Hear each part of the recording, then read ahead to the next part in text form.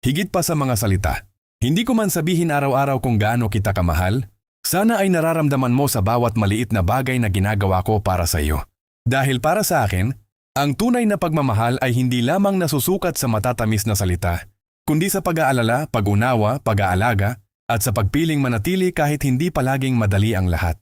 Mahal kita sa mga simpleng bagay, sa pag-aalala kung nakauwi ka na, sa pagtatanong kung kumusta ang araw mo, sa pag-iisip sa iyo kahit abala ko, at sa tahimik na pagdarasal na sana ay lagi kang ligtas, masaya at maayos. Mahal kita hindi lamang kapag masaya tayo. Mahal kita pati sa mga araw na pagod ka, tahimik ka, may problema ka, o wala ka sa mood. Hindi ko kailangang maging perpekto ang lahat para piliin ka, dahil ang gusto ko ay makasama ka hindi lamang sa magagandang araw, kundi pati sa mga panahong kailangan mo ng taong makikinig at mananatili. Hindi ko alam kung ano ang naghihintay sa atin bukas.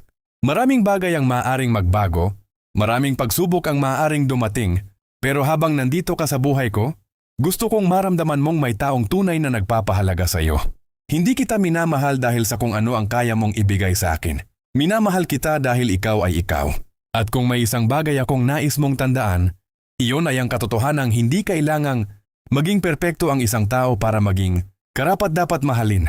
Kung minsan man ay hindi ko maipahayag ng maayos ang nararamdaman ko, sana ay makita mo ito sa paraan ng pag-aalala ko sa iyo, sa pasensya ko, sa pag-unawa ko, at sa bawat pagkakataong pinipili pa rin kitang pahalagahan. Dahil ang pagmamahal ko sa iyo ay higit pa sa mga salitang kayang sabihin ng bibig at higit pa sa mga pangakong kayang isulat ng kamay. Mahal kita sa paraang tahimik pero totoo, simple pero malalim, at hindi kailangang ipagsigawan para maging tunay. At kung dumating man ang araw na makalimutan mong gaano ka kahalaga, sana ay maalala mong may isang pusong minsang piniling mahalin ka ng buong katapatan.